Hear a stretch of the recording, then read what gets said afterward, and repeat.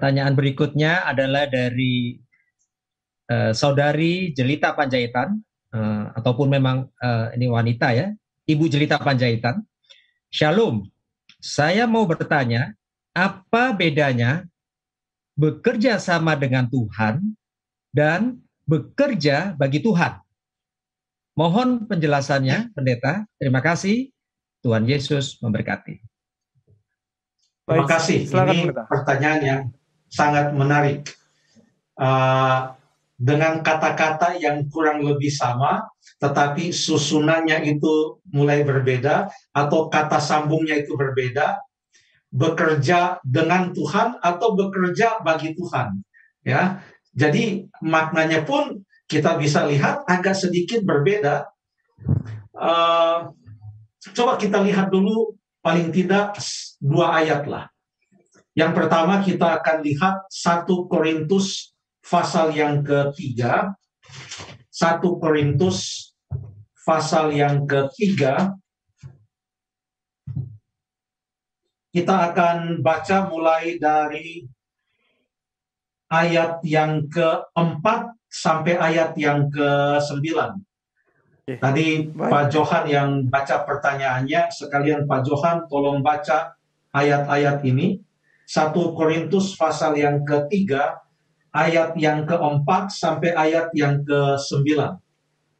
Baik, saya bacakan. 1 Korintus 3, pasal yang ketiga, ayat yang ke-4. Karena jika yang seorang berkata, aku dari golongan Paulus, dan yang lain berkata, aku dari golongan Apolos. Bukankah hal itu menunjukkan bahwa kamu manusia duniawi yang bukan rohani? Ayat yang kelima. Jadi apakah Apolos? Apakah Paulus? Pelayan-pelayan Tuhan yang olehnya kamu menjadi percaya, masing-masing menurut jalan yang diberikan Tuhan kepadanya. Ayat yang ke-6. Aku menanam, Apolos menyiram, tetapi Allah yang memberi pertumbuhan. Ayat yang ke-7. Karena itu yang penting bukanlah yang menanam atau yang menyiram, melainkan Allah yang memberi pertumbuhan. Ayat ke-8. Baik yang menanam maupun yang menyiram adalah sama, dan masing-masing akan menerima upahnya sesuai dengan pekerjaannya sendiri. Ayat yang ke-9. Karena kami adalah kawan sekerja Allah, kamu adalah ladang Allah, bangunan Allah. Demikianlah firman Tuhan. Terima kasih untuk pembacaan firman Tuhan, Pak Johan. Ada istilah di dalam ayat yang ke-9, Paulus katakan kami, dalam hal ini adalah Paulus dan Apolos. Kami adalah kawan sekerja Allah. Kamu adalah ladang Allah, bangunan Allah. Terjadi perpecahan di jemaat Korintus. Ada yang mengatakan mereka lebih senang Paulus. Ada yang mengatakan mereka lebih senang Apolos. Ada yang senang kalau Apolos saja yang boleh datang ke Korintus. Ada yang senang kalau boleh Paulus yang datang. Ada yang mengatakan Apolos lebih bagus khotbahnya. Ada yang mengatakan Paulus lebih bagus khotbahnya. Jadi sudah mulai terjadi perpecahan dan Paulus menanggapi apa atau suasana yang terjadi di jemaat Korintus. Dan Paulus katakan khususnya dalam ayat yang ke-6, aku, Paulus, menanam, Apolos menyiram, Allah yang memberikan pertumbuhan. Masing-masing ada peranannya, yang menanam, yang menyiram, lalu yang memberikan pertumbuhan. Tetapi pada kuncinya adalah yang memberikan pertumbuhan. Setelah benih itu ditanam, bagus ditanam, disiram, tapi kalau tidak tumbuh, bagaimana? Ya, jadi Allah memberikan pertumbuhan.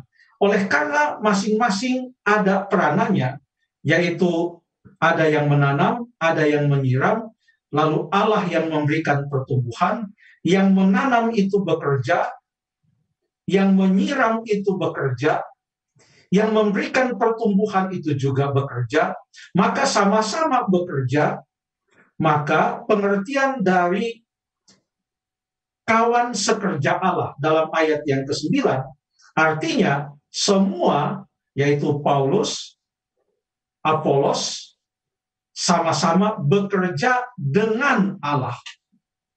Mereka adalah utusan-utusan Allah yang diutus untuk bekerja bersama-sama dengan Allah. Bisa juga makna dari kata kawan sekerja Allah, artinya Paulus dan Apolos adalah kawan sekerja yang bekerja bersama-sama untuk Allah. Jadi walaupun ada perbedaan makna, tetapi kedua makna ini, yaitu bekerja bersama dengan Allah dan bekerja untuk Allah, walaupun berbeda, sulit untuk dipisahkan. Coba kita ambil satu ayat lagi, atau satu pasal lah, tapi kita tidak akan baca semua. Ingat apa yang ditanyakan oleh Tuhan Yesus kepada Petrus dalam Yohanes pasal yang ke-21. Ada satu pertanyaan yang diulangi 3 kali. Bolehkah Jeffrey mengingatkan kita semua apa pertanyaan dari Yesus kepada Petrus itu? Apakah engkau mengasihi aku? Itu bukannya? Wah, sungguh luar biasa. Betul sekali. Apakah engkau mengasihi aku? 3 kali diulangi. Ya.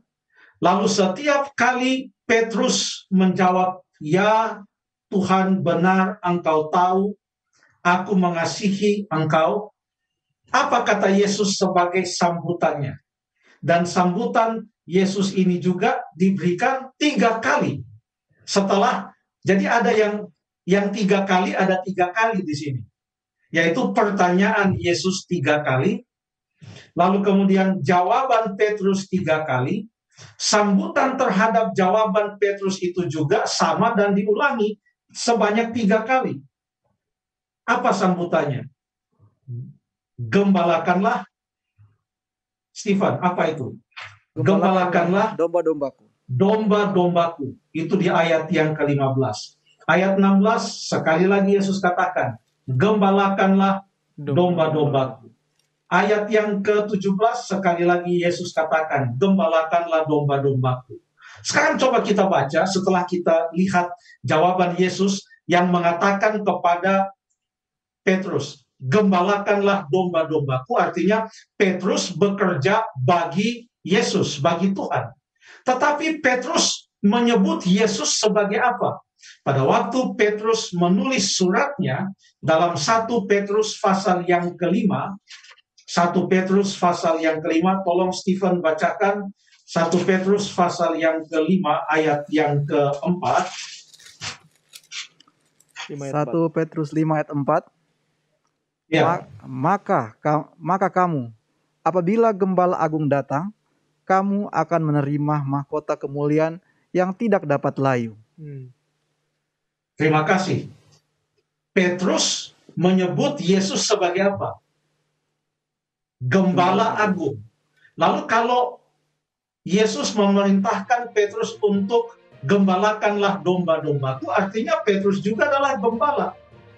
Dan rasul-rasul itu adalah gembala. Tetapi gembala yang agung adalah siapa? Yesus. Jadi waktu Yesus meminta Petrus untuk menggembalakan domba-dombanya, artinya Petrus akan bekerja bagi Yesus. Tetapi Yesus pun adalah gembala yang agung. Dengan demikian, pada waktu Petrus bekerja bagi Tuhan, maka itu juga dalam waktu yang sama, ia bekerja bersama-sama dengan Tuhan, yaitu gembala yang agung itu. Gembala yang agung itu. Jadi prinsipnya demikian. Sama seperti di dalam Lukas pasal yang ke-19 ayat yang ke-10 yang mengatakan anak manusia datang untuk mencari dan menyelamatkan yang hilang. Ya, itu artinya Tuhan bekerja mencari dan menyelamatkan yang hilang. Kalau kita juga mencari dan menyelamatkan yang hilang, maka kita bekerja bersama-sama dan bekerja bagi Tuhan. Jadi kedua makna itu memang berbeda, dari segi bahasanya saja pun sudah berbeda, tetapi dua hal ini tidak bisa dipisahkan. Terima kasih.